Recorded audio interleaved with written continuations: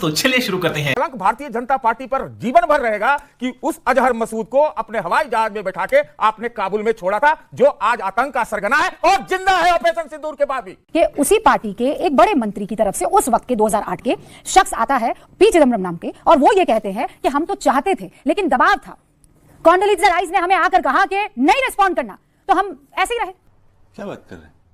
तो 26/11 पर के हमले के बाद दबाव था, बोलता रहा हूं। 3 दिन तक आकर आतंक का अभी भी दबाव है। नाचते रहे वो आतंकी, 3 दिन नंगा नाच नाचते रहे, और आप लोग शर्मन शेख में जाकर और कह रहे हैं चलो लेट्स बिगिन। आप लोग नहीं शर्मन शेख की मैं भर्त्सना करता हूं, तो इस बात की भी भर्त्सना कीजिए कि इन लोगों में इतनी हैसियत नहीं थी, इतनी औकात नहीं थी कि पाकिस्तान को सिखा सके कि क्या होता है हमारे सामने आकर किसी भी तरह का विश्वासघात करना।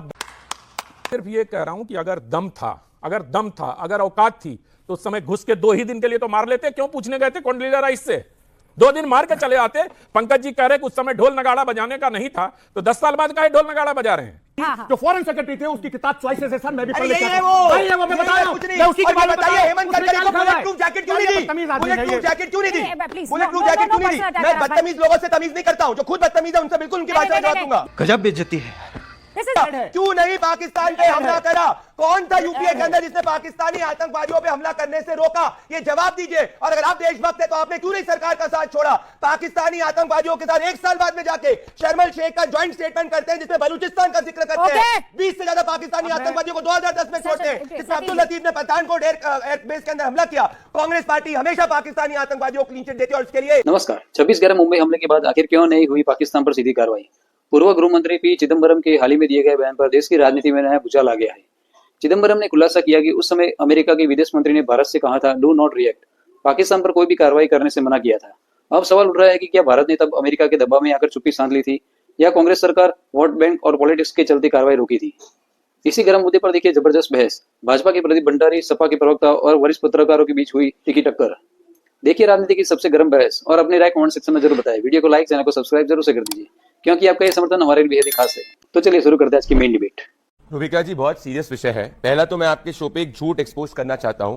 पंकज जी ने कहा कि पी चिदम्बरम 30 दिसंबर को गृह मंत्री बने थे। वो 30 दिसंबर को गृह मंत्री नहीं बने थे, 30 नवंबर को गृह मंत्री बने थे। 26/11 के 4 दिन बाद वो गृह मंत्री बने थे। 30 नवंबर यार ऐसे मत करिए ना आप। देखिए एक सेकंड पंकज जी, 30 नवंबर 2008 से लेकर 31 जुलाई 2012 तक वो थे। चेक कर लीजिए। पास ये उस वक्त के फॉरेन सेक्रेटरी की किताब है, शिवशंकर मेनन, और वो उस वक्त फॉरेन सेक्रेटरी थे जो एमईए को हेड करते हैं। वो ये कहते हैं अंग्रेजी के अंदर कि my idea was and my preference was that we should have attacked against LET headquarters in मुरीदकेप. Even Pranab Mukherjee wanted to do so. तो इनके हिसाब से प्रणब मुखर्जी चाहते थे कि पाकिस्तान पे हमला हो, फॉरेन सेक्रेटरी चाहते थे पाकिस्तान पे हमला हो, पी चिदम्बरम चाहते थे पाकिस्तान पे हमला हो। तो यूपीए सरकार के अंदर कौन सी शक्ति थी रूबिका जी जिसने पाकिस्तान पे हमला करने से मना किया? क्योंकि आईएफ भी तैयार थी पाकिस्तान पे हमला करने। हम कहते हैं इन सबसे ऊपर सोनिया गांधी जी थी, और इसके कारण देश को भुगतना पड़ा। क्योंकि उसके बाद में बनारस में 1 साल बाद ब्लास्ट होता है, दिल्ली में ब्लास्ट होता है, मुंबई में सीरियल ब्लास्ट होता है, हैदराबाद में ब्लास्ट होता है। गांधी वाड्रा परिवार हमेशा पाकिस्तान को क्लीन चिट देती है। और 10 सेकंड में बात खत्म करूंगा।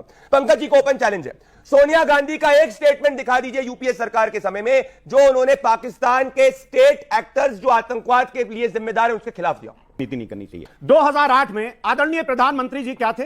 गुजरात के मुख्यमंत्री थे।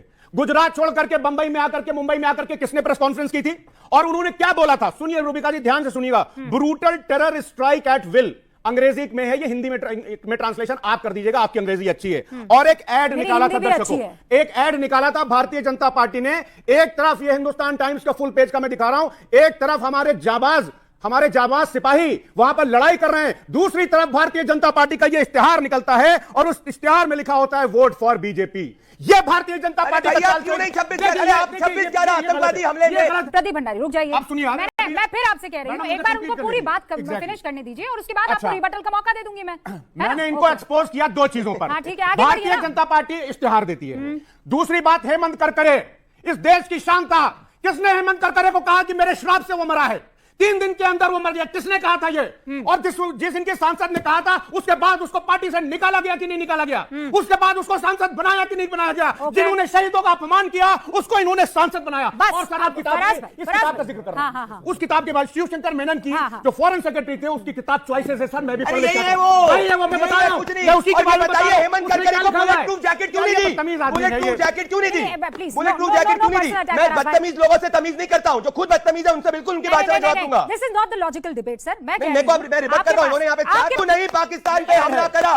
कौन था यूपीए के अंदर जिसने पाकिस्तानी आतंकवादियों पे हमला करने से रोका? ये जवाब दीजिए। और अगर आप देशभक्त है तो आपने क्यों नहीं सरकार का साथ छोड़ा? पाकिस्तानी आतंकवादियों के साथ 1 साल बाद में जाके शर्म शेख का ज्वाइंट स्टेटमेंट करते हैं जिसमें बलूचिस्तान का जिक्र करते हैं। 20 से ज्यादा पाकिस्तानी आतंकवादियों को 2010 में छोड़ते हैं, जिसमें अब्दुल लतीफ ने पठानकोट एयरबेस के अंदर हमला किया। कांग्रेस पार्टी हमेशा पाकिस्तानी आतंकवादियों को क्लीन चिट देती है और उसके लिए सिर्फ और सिर्फ गांधी वाड्रा परिवार जिम्मेदार है। ऑलराइट सतीश केसिंग साहब, मैं चाहती हूं कि आप जरा बताइए कि अब जब ये सारी चीजें सामने आ रही है, पी चिदम्बरम भले ये कह दे कि मिसकोट किया हुआ है, हमने 10 बार उस बयान को सुन लिया है सर, ये मिसकोट नहीं किया। इस बयान को जो खुद ही बोले चले जा रहे हैं उसे मिसकोट कैसे किया जाता है मेरे नहीं समझ में आता है। जब वो ये कह रहे हैं कि दुनिया भर का दबाव था, कॉन्डोलीज़ा राइस ने आकर ये कहा कि डू नॉट रिस्पॉन्ड, मैं चाहता था कि एक स्ट्रॉन्ग एक्शन दिया जाए, लेकिन एक आईएफएस लॉबी थी और हमारे विदेश मंत्रालय के लोग थे जिन्होंने कहा कि नहीं, हमें ऐसा नहीं करना चाहिए। अगर उन लोगों ने फैसला उस समय किया कि पाकिस्तान पे हमला नहीं किया है, दबाव निश्चित रूप से होगा, है कि नहीं?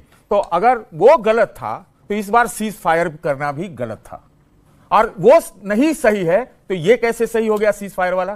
पहली बात। दूसरी बात, एक अंतर जरूर था।